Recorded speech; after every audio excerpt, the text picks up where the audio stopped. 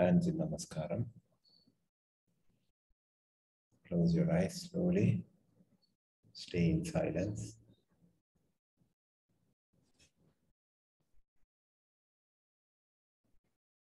Pay attention to the breath.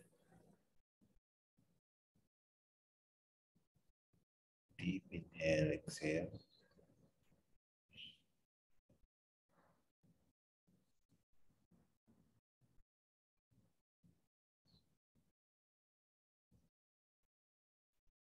Deep inhale.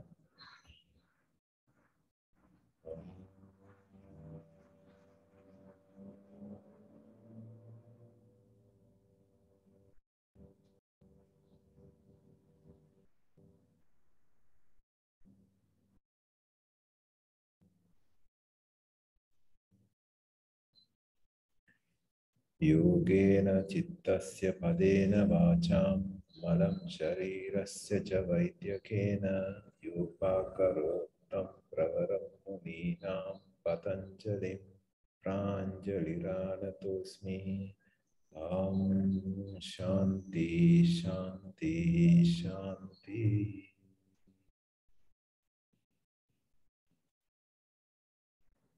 Slowly rub your palms, keep the palms on the face.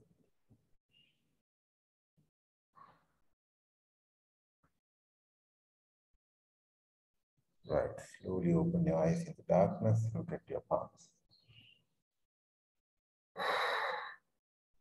Right, so good evening everybody.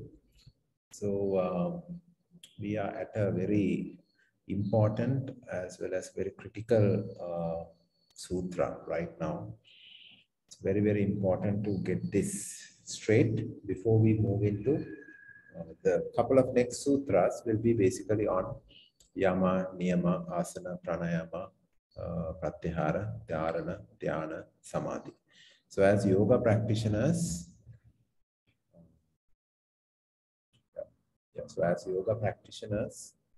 you all may be aware about it, right? You must at least have heard, at least have practiced one asana, right? One asana, two asana, you have practiced.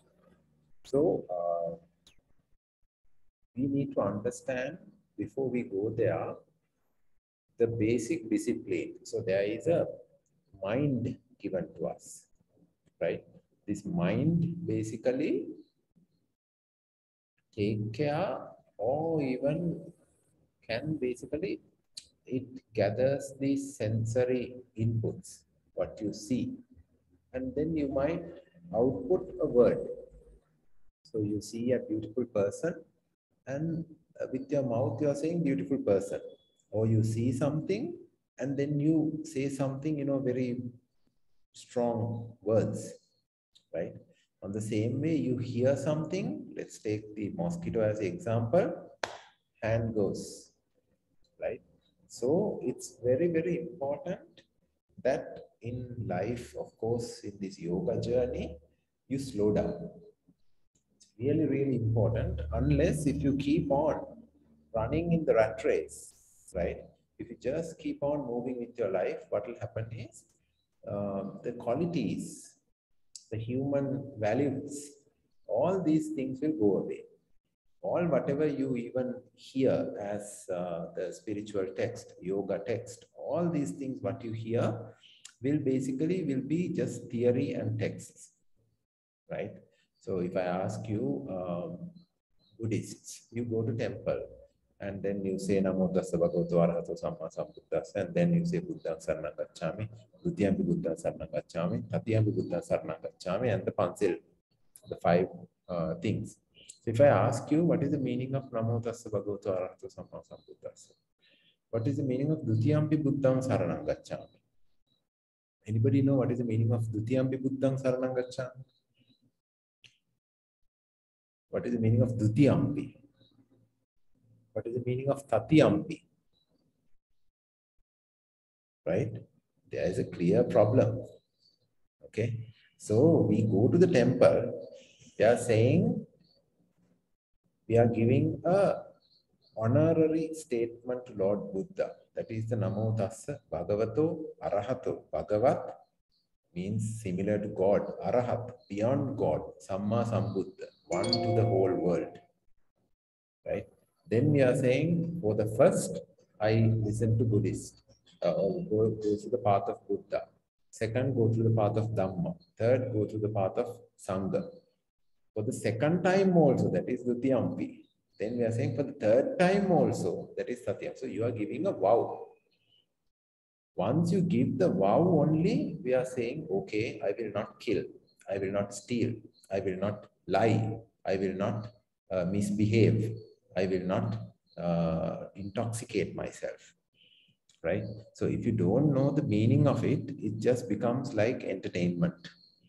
It just as a ritual, it just as a this thing you go and say. So if I ask you, so we have Hindu here. What is the meaning of Om Namah Shivaya?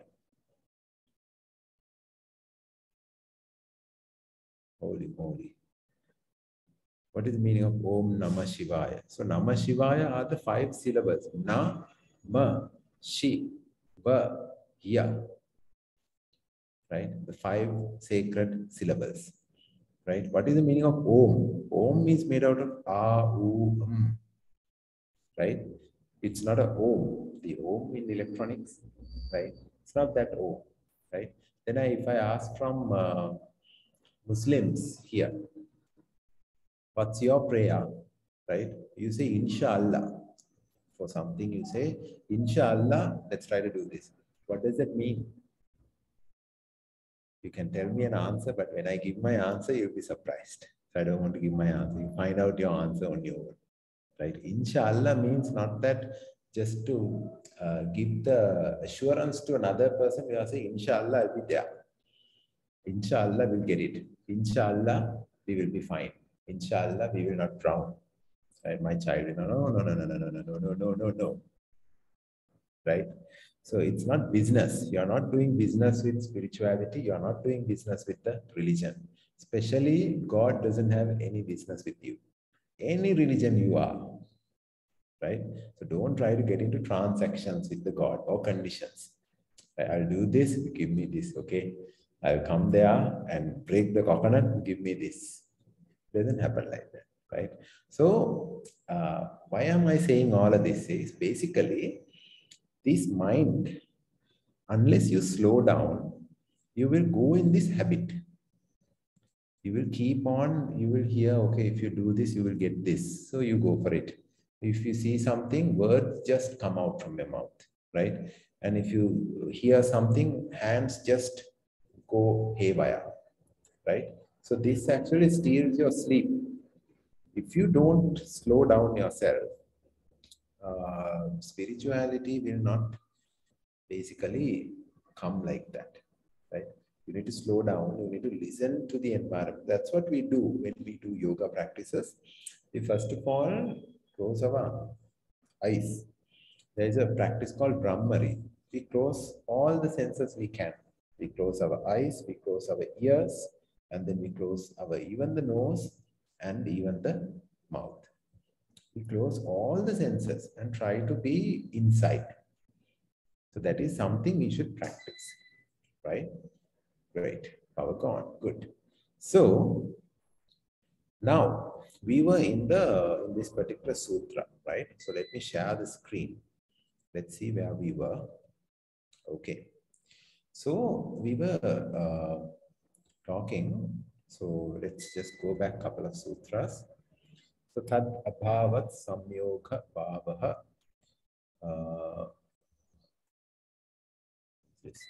Tadresh kaivalyam, meaning the destruction of ignorance through right knowledge breaks the link binding the seer to the seen. This is kaivalyam, emancipation, right?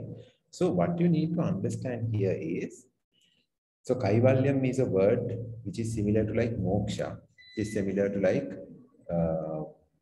nirvana or liberation, right? But what it says is the destruction of ignorance. Ignorance is avidya, right? Due to avidya, what are the things that we are thinking we will go through today? Because of avidya, right? So having knowledge So through the right knowledge doesn't mean that you read the Patanjali's Yoga Sutra and putting a tick saying, I have gone through Patanjali Yoga Sutra. It doesn't work like that. Any spiritual text doesn't work like that. Until you practice, it will not work. So if Patanjali says, don't think about these things, be compassionate about these things, you practice it. Try not to think about those things. When you try not to think about something, it will keep on coming to your mind. Then you need to find out ways how to get it out. You need to go to the root, right? So right knowledge doesn't mean book knowledge. It does mean book knowledge, but it will just be just somebody just saying blah, blah, blah, unless you practice it, right? So through that only you can light your own self and get out from the darkness of avidya, right? So then Patanjali says this sutra, this seven, so Viveka Khyatihi Aviplava Hano Ayaha, meaning the ceaseless flow of discriminative knowledge in thought, word, deed destroys ignorance, the source of pain. Right? So in Buddhism also we talk about Sita Kaya Vachana, mind, word, and body, whatever you carry out through them. In this world, these are the only three that you can do anything to you towards anybody or towards something or towards an animal. Either you have to think, keep on thinking, or you have to action. How you action with the karmendriyas. We have karmendriyas, hands, mouth, excretion, likewise legs. All these are karmendriyas, right? And then words, right? So I read a Japanese saying last week. It said, the words are the sword of who? The woman. The words are the sword of woman, right?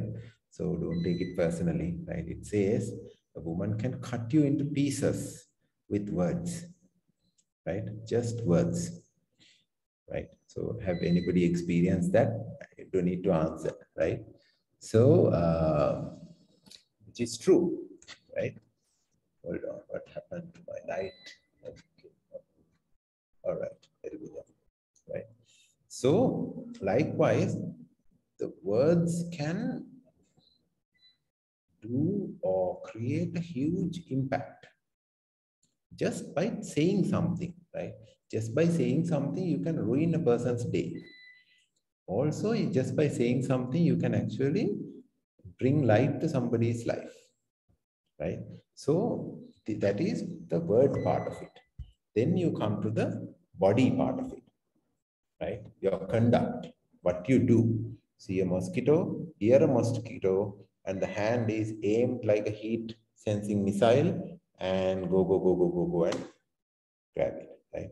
You don't see where the mosquito, where the mosquito is, and no. Hand will get the signal from the ear, it will go after and do its job, right? Then other one is thinking. How many things that we are thinking, right? So we are going to talk about that. So this is the source of all the pain. Do you see any other sources of pain rather than your words, thoughts, and the conduct? No, right? So remember the sword example. The woman's sword is her tongue. There's nothing about women, nothing against women, right? But the impact it can create, right? Good. Then, so we come to the next sutra. It says, Tasya Saptada, seven, Pranta Bhumihi. There are seven Pranta Bhumihi, meaning Pranta is what? In India, you say this Pranta. Pranta is a territory, province, right? Uttar Pradesh, Uttar Prant, right? Likewise. So, There are 7 such territories where the supreme knowledge is there. So this supreme knowledge in these 7 states are what is going to bring you wisdom, bring you out of the sorrow, right? So I texted a couple of things. Just give me a minute.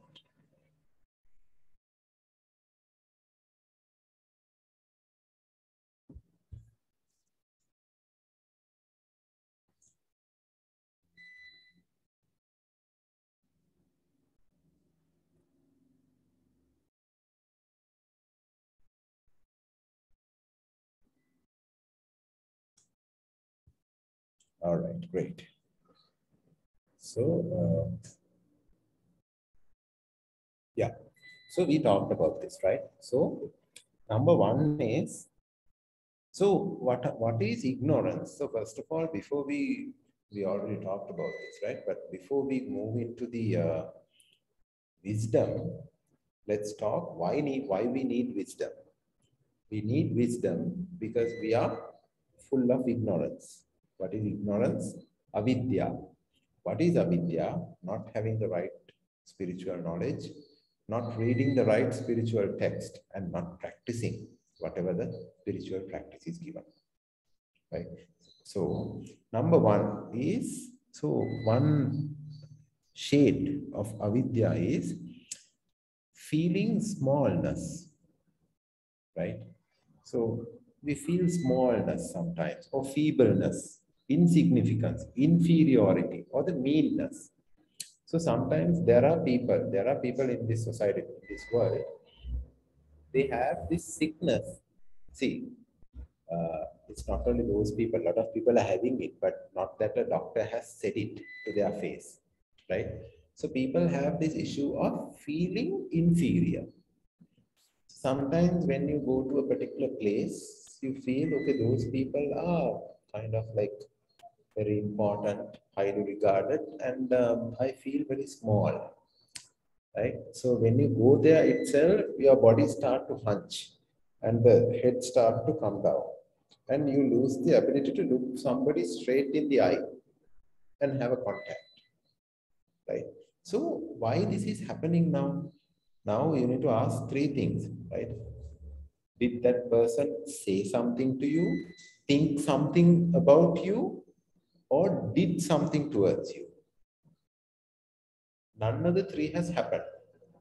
So what has happened is you thought something about you told something about you, and because of that, you actioned your body in such a way.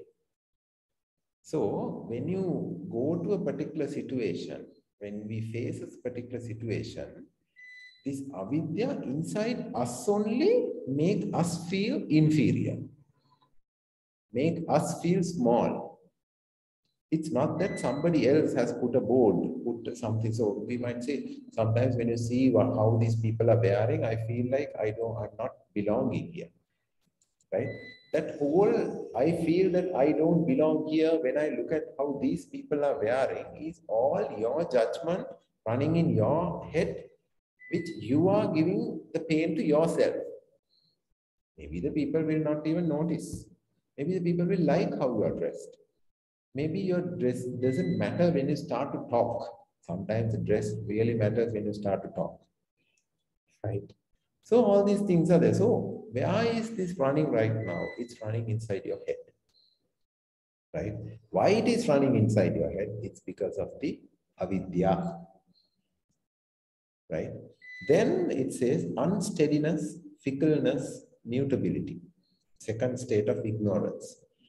So the second state of ignorance, when it is there in your head, this is the type of people who can't take a decision, who can't say yes or no to something. So if they ask, okay, can we do this or not? They say, we might be able to do this if 1 happens, 2 happens, 3 happens, but still not sure what if this happens. No, you should be able to say a word, right? So all these things which are influencing you to respond, in such a way comes through your head only. Even though the whole world is unstable, there are people who say like very straight words, very straight responses. Yes or no. There are people like that. There are people who take hard decisions. Right? You should, so it's because your journey is obstructed by your own avidya. So you become very fickle. These type of people can't never take a decision. They're never happy. Always with so much of insecurities. Can't take a decision. If you are not doing what you are supposed to do with your life, then what are you doing? Right? Then other one is living with pains, afflictions, misery, agony. Right? So there are some people who accept the pain. In the sense they say, this is how we are brought up to this world. So we have to go through this. Right? So this is another level of mind. So Patanjali is explaining how avidya gives 7 states of mind. One state is there's people who feel the smallness, feebleness, insignificance.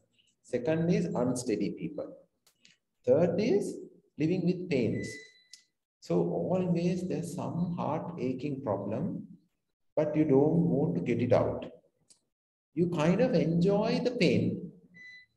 And for any situation in this world, always everything get tangled finally to that problem. I have this problem. No. Can we go on a foreign trip? No, I can't because I have a heart attack.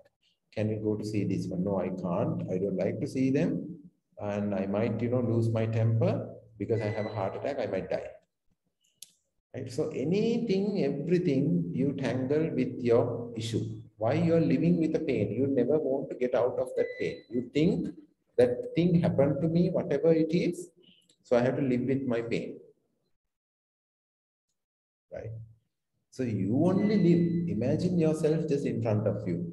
Look at that person's head, filled with all these things and living inside and suffering. Is there anything happening outside because that person is suffering inside? Because that person is overthinking inside? Is there anything different happening around him? Nothing. Just that you ruining yourself. Yeah. 4th stage, living with the association of pain. Not that you have your own pain, you always, live with the trouble. Oh, there are certain people, they do certain types of business, knowing that this can create them problem, but still they want to do that. Right? If that pain is not there, the life is not happening. Right? Then the next is mistaking the perishable body for the self. So, which means we always talk about the seer and the world. Right? So some people, they mistake the body as you, me, self. This is me. I am this. I am the whole living being inside of me. Right? So if you are the whole living being inside of you, right? So when you are hit by somebody, then you think, okay, I was hit. Right? Myself was tried to kill. But if you really see, this body is made out of food. This body it's not you, right? So if that is the case, what happens is, see, you need to maintain the body because for this particular self to operate, you have to have a body. If the body dies, then this particular self can't operate, right? So obviously you need to have a body, but that body is not you, right? In that case, there are rebirth that we have evidenced in the past. There were paper articles about it. There are history about it. There is a lot of spiritual text about it. So then the person dies. So you take the body and put it in fire. Then how come a rebirth happens if the person has been put on fire or if the person is the body? Right? This body is a vehicle. Always think this body is a vehicle. So through this vehicle, through these arms and everything, there are possibilities made for the soul, the one who is inside, right? So that's why, just like how we service a vehicle, you need to service the body as well.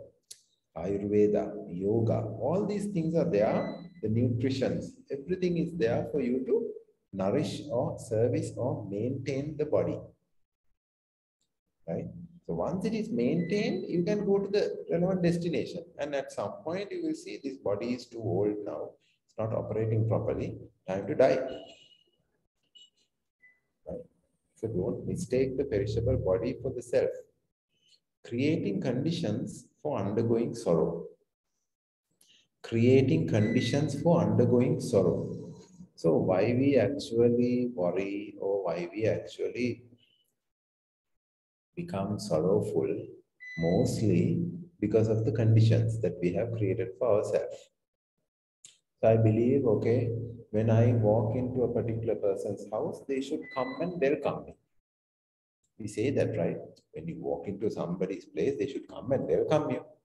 So what if they don't come and welcome you? Maybe they didn't see you. Then, because of that particular condition you have created within your head for yourself, now you are suffering because of somebody else's expected act did not happen.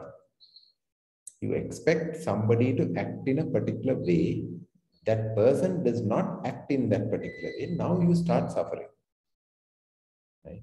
There is a nice speaker in India who give lectures to corporates as well as individuals. Right? So he says, everybody loves each other.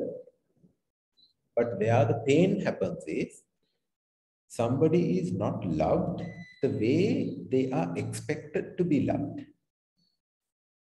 For an example, there is a man and a woman. The woman expects when the man comes home to, just pat the head and then keep the the girl's head on the man's shoulder, right? So that's what the lady expects. Man expects, as far as I go home, let me sit down and relax. May the God give me a hot cup of tea, right? So then, because of the condition the wife created, she suffers when the man comes home. Because of the condition the man created, he suffers as soon as he comes home, right? So this happens, right? Common scenario. Good. Then, believing that union with the soul is impossible and acting as though that was so. So, why do a lot of people do not behave in the dharma that they learn? Is because they think this is impossible. This cannot be done. How can I stay without lying? How can I stay without stealing? How can I stay without having a small drink at the end of the day? Right? All these scriptures and everybody is telling like that, but in the real world, you can't do so. That's what people think. So, what they actually think is at the end of the day, this is not possible. This is a rule book. This is not possible. Right? I'm pretty sure all of you, before you started yoga, you must have seen yogis who practice yoga asana. I'm saying, my God, see what they are doing. I'm pretty sure everybody have that experience. But right now, when you do, you know that that has an effort behind it. Since you took that effort, since you practiced it with vairagya, right? You are there. You can do it. That is a simple example. Just like that, all the spiritual text, what it tells that can be achieved. But there is a very hard journey behind that. Why we call it a hard journey is we are engineered in such a way, or with our habits, with our social traits and everything. No. That is, for the monks and the nuns and the ayers and everybody. This is for us. And we are living such a small time, so why you are worried? Right? In that short time, if you live, if you do certain activities, you can be happy forever. But we want the short time sensual happiness. The pleasure that you feel to the senses, So that, we think we done, right? So these are basically the 7 types of ignorance, what Patanjali is explaining, right? So then we said, what are the 7 types of wisdom, right? Knowing that which has to be known, know what you are supposed to know what need to be known to reach your destination, discarding that which is to be discarded. Right? Think of 5 things you can discard from your mind. Think of 5 things right now. Think of 5 things that you should discard from your mind.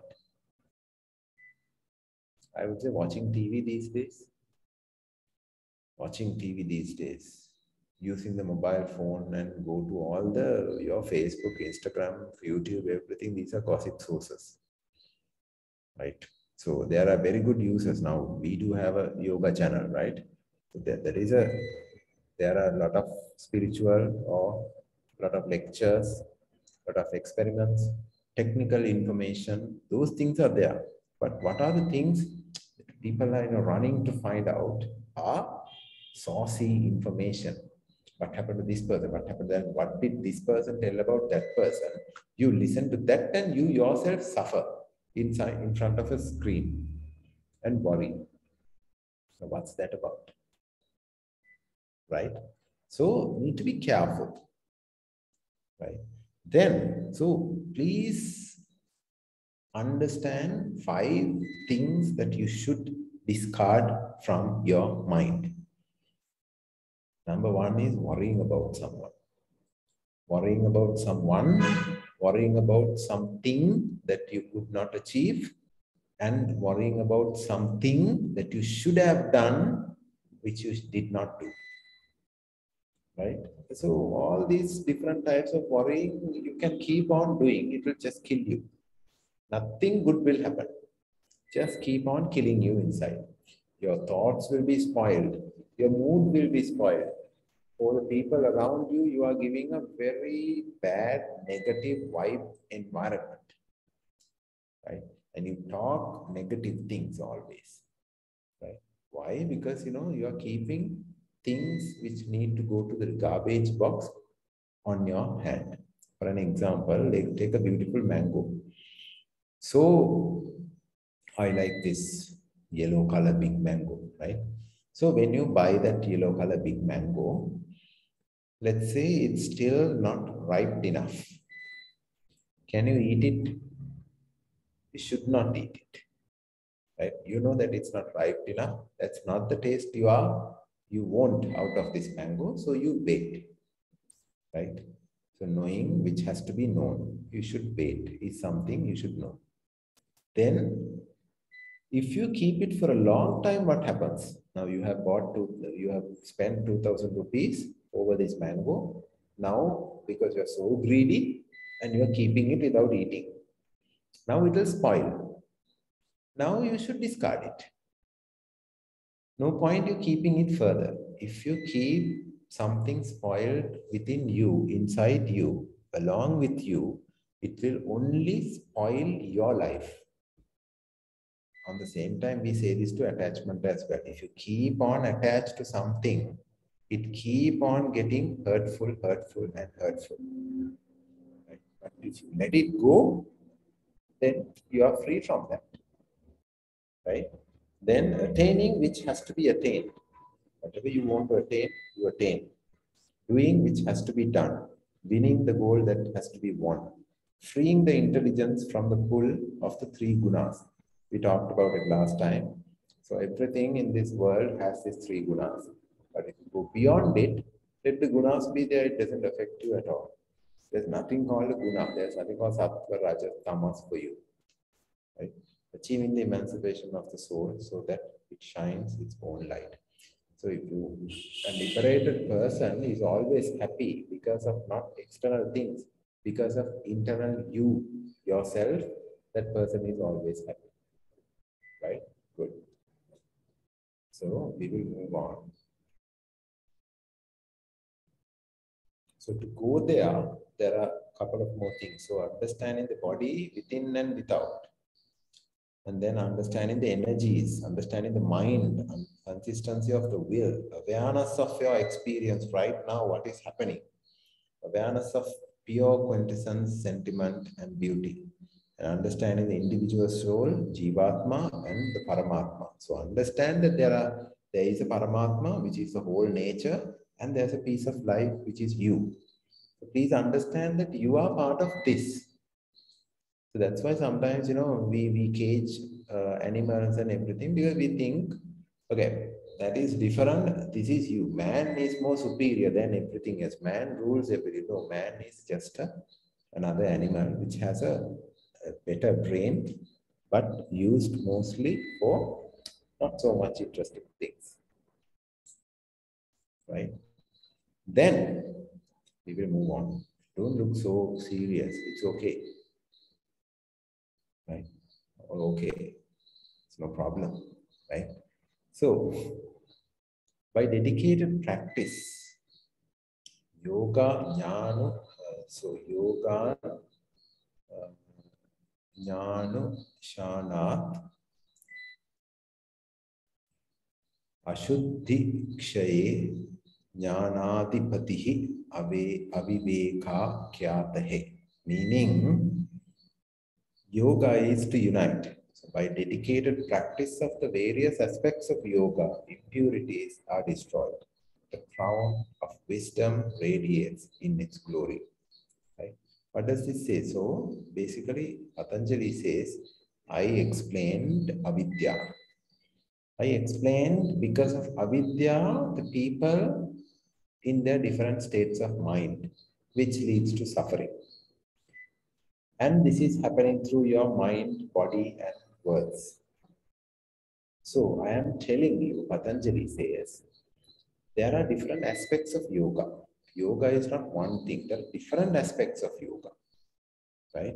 If you do this, the wisdom will come within and radiate, right? So next is basically we are trying to understand what are those different types, parts of yoga, right? So here, Patanjali explains Ashtanga Yoga. So he says Yama, so yeah, Yama, Niyama, Asana, Pranayama, Pratyahara, Dharana, Dhyana, Samadhi, Astau, Ajnani. Right? Meaning, these are the 8 parts of yoga which you should practice, which will help you bring that wisdom within. Right? So there's nothing called yamas, right? So we normally, when it comes to the Western part of it, yama becomes, or yam becomes yamas. Yamas, niyamas, nothing like that. Yam, niyam, asan, pranayam, pratyahar, dhyaran, dhyana, samadhi. Right? So we are going to talk about this part now onwards, right? So, okay.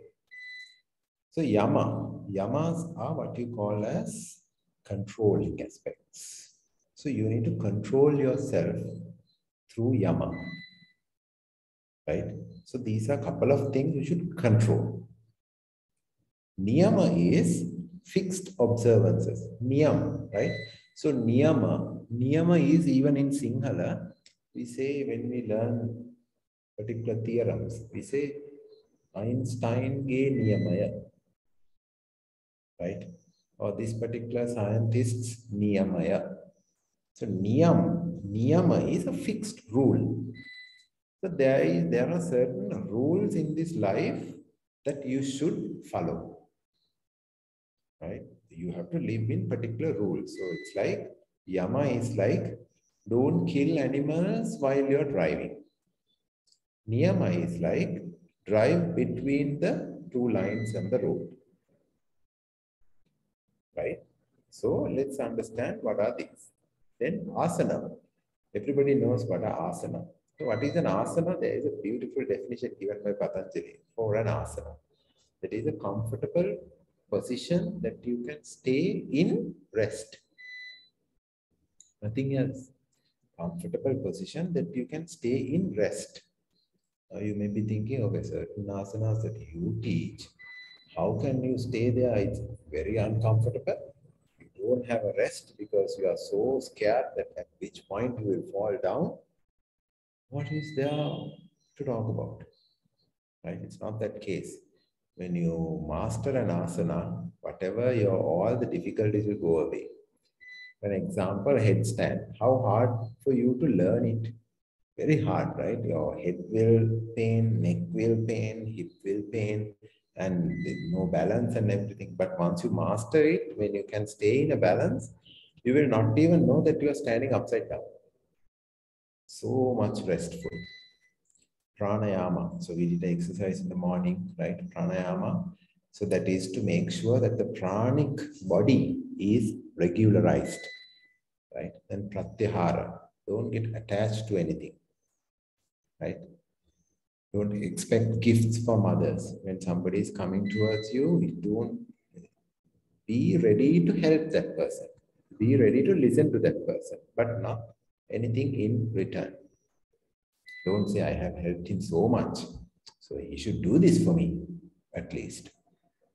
Right? And then dharana, dhyana, samadhi are states of mind that we will go. Right? Are you all tired? No? Are you all okay for another small yum? Yeah? Good. So, ahimsa, asatya, ahimsa, satya, asteya, brahmacharya, aparigraha, yamaha. So yamas are the self-restraints or self-controlling. Control points are, so whatever you do it in non-violence. Whatever you do it honestly, genuine way, satya. Whatever you do, don't steal what is belong to somebody else. Right? Whatever you do, behave in a religious studentship, like a spiritual person. Stay within the grounds of the religious guidelines. Then whatever you do it without possessions. Do it without any things in return. Right? So this is what you call as self-restraints. Right? While you are driving, how can you drive with ahimsa? I am not hurting anybody, but at least let me scold somebody. Right? The scolding comes within while you are driving. Right? So there's a beggar comes on your way on the traffic, and your wallet is there next. So the beggar can see the wallet. So what do you say? First of all, so the beggar keep on disturbing you. Oh, I don't have money. I don't have change. Go away. Right? Rather, you can just take at least 5 rupees and give it before at least he talks. This is a good base of living, right? Asteya, non-stealing. So even there are a lot of queues these days for anything and everything. A lot of queues are there, right? So you're walking to a queue and somebody is also walking. So then you start walking faster, and then the other person also start walking faster. And then you start running and get the place, right? So throughout the whole queue till you get your work done, this is running in your mind. Good that I ran, I got the place, right? And then when you go home also tell, there was a huge queue, so much people were there. I somehow secured a place. I saw some people were running, but then I ran faster than them, and then I secured the place. Hasn't this happened to you? If anybody is not doing this, right, you guys are like, much closer to the God. Okay. But this happens. This happens not with maybe intention. Not that with an intention you are doing this or saying this. It just happens. Why? Because it has become a habit from the childhood itself. That's how you are raised. We are raised. I am raised. You are raised.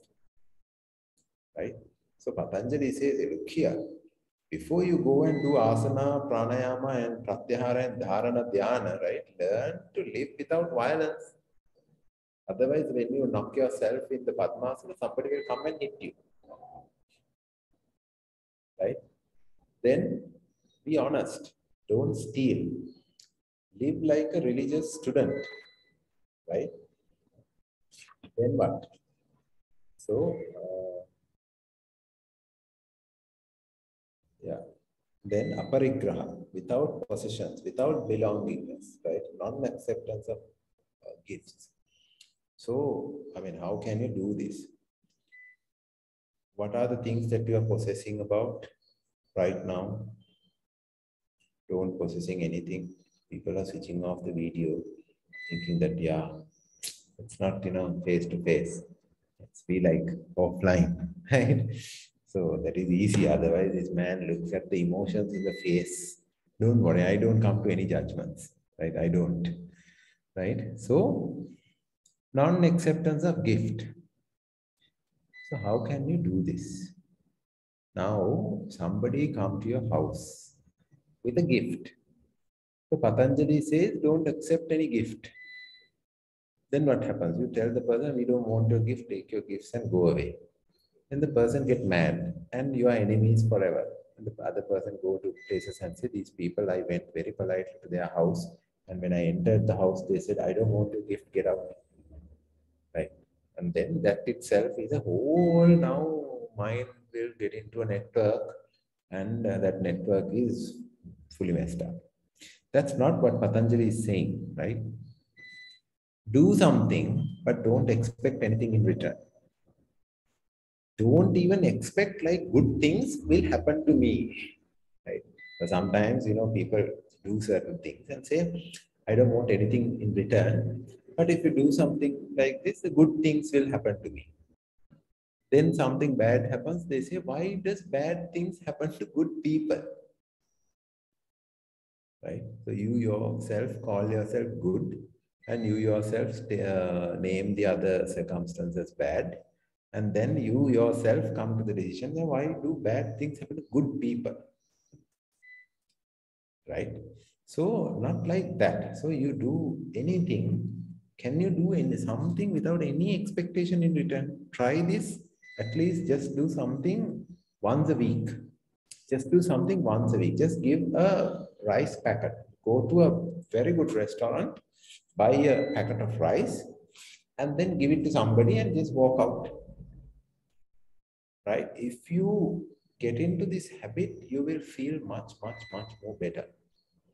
You will feel much better because you are expecting nothing in return. Good, bad, even next day, if that person come and shout at you, no problem. Right? What happens is because you give that person something, you expect that person to obey you or be nice to you. So those are also returns. If you are at least expecting that person to just shut up and wait, that is also an expectation. Let that person come and just hoot at you, no problem. Right? So that is what we mention as aparigraha. Do anything without anything in it. Otherwise, you are storing things to your samsaric debt. Right? All the expectations that we expect out of something is basically tanha. Right? And that is in the samsaric cycle, the top shelf items. Right? Good. So those are the yamas. So be restrained. So those are the controls within which you should live your life. Right? Then it says, Patanjali says, he add another verse to this. He says, Jati Desha Kala Samaya Anavachinaha Sarva Bhumaha Mahavratam. Mahavratam is what? Right? Mahavratam is a mighty vow. So this is a mighty vow. Sarva Bhumi relating to consisting of the whole world. Sarva is all, Bhumi is land. Sarvanga Asana is Sarva is all, Anga is all the parts of the body. that asana, right? Sarvangasana. In Sarvangasana, all the parts of the body is activated. You can't keep any part deactivated in Sarvangasana. Otherwise, Sarvangasana will just go like this, right? So, Jati, the class of birth, Desha, place, Kala, the time, Samaya, condition, circumstance, Anavachinaha, not limited. So these Yama are great, mighty universal vows, unconditioned by the place, time, and class. Doesn't matter whether you are in Canada, Sri Lanka, or India, America, or Australia. Doesn't matter which time is it. Is it 100 years back, 100 years to come? Is it right now? Or the class of your birth? What is your surname? What is your caste? Doesn't matter. These yam, are certain basic foundational yogic practices or yogic controls which are irrelevant of time, place, birth, all this kind of thing. So it's common to everybody. It's not related to, okay, an Iyer should do this, a non-Iyer should do that. No, Radhala or a Govi person should do this, other person should, no, nothing like that. Right? Expectation is expectation irrespective of time, gender, anything. Stealing is stealing. So all these things will be there, right? So yeah, so next week we will talk about the niyama, right? So what are the niyam or the theorems or the ways how to live? These are not controls, these are ways how to live, right? So those are basically, this is saucha, cleanliness, purity, purity in heart, purity in word, purity in conduct. Then santosha, contentment. If somebody gives you something, be content with it, right? So why you expect too much because of your expectation? Even if you get a gift, still you are suffering. Right? Then tapaha, religious fervor or the burning desire, right? Burning desire to achieve, that is tapaha. Swadhyaya, study which leads to knowledge of the self, the spiritual studies that we are doing. So these things you must do, right? Then Ishvara Pranidhana, like surrender to God. Don't try to become the God. You better be surrendered to the God. So in certain religions, they might say, there is no God. Yeah, there is no God. In certain religions, there is a God. Yes, there is a God. What is this whole God? It's the whole nature around you, whatever given to you. Your eyes is your God. You are given beautiful eyes which you can see vision. You are given beautiful ears that you can hear what I'm saying right now, whatever you want to hear. You have a mouth to talk. There's a language for you to express. What else you want? There is a beautiful body that you can do your yoga asana. You can arrange it in any way that you want. You can walk from here to there. There is a skin given to you. There's blood given to you.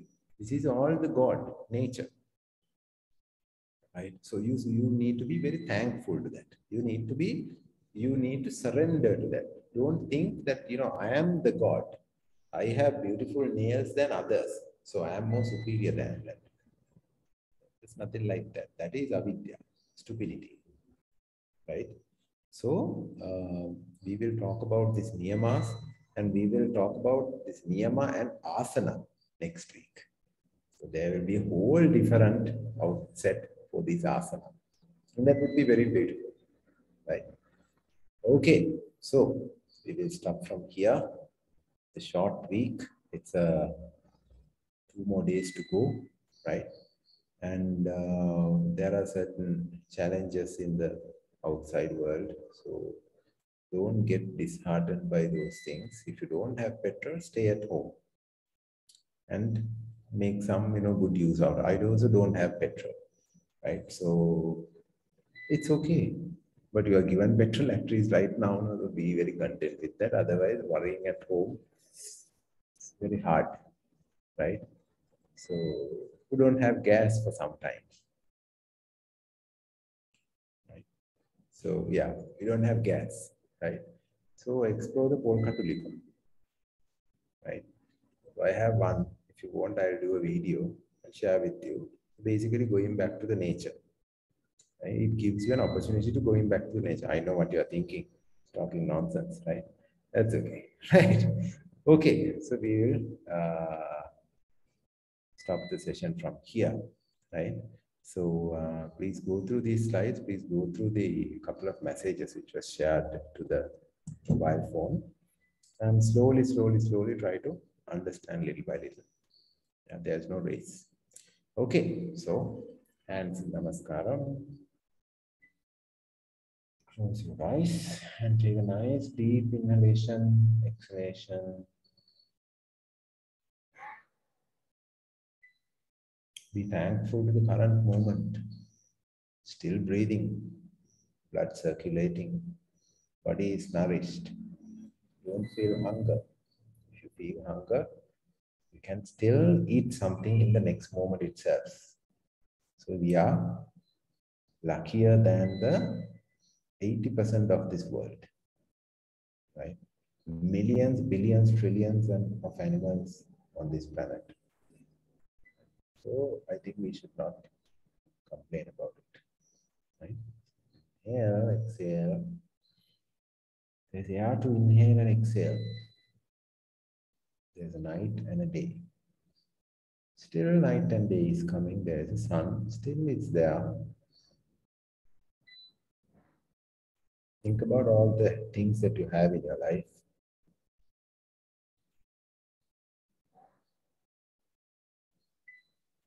Inhale.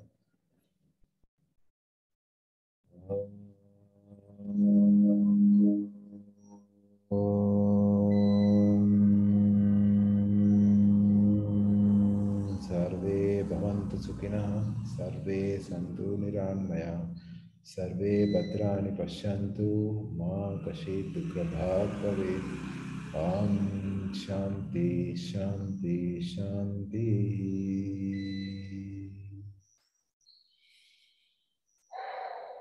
Slowly up your palms, keep at the face, stay in darkness, inhale, exhale. Bring the palms down, open your eyes, focus at the palms. Right, good evening to you all. So sorry about the delay in starting.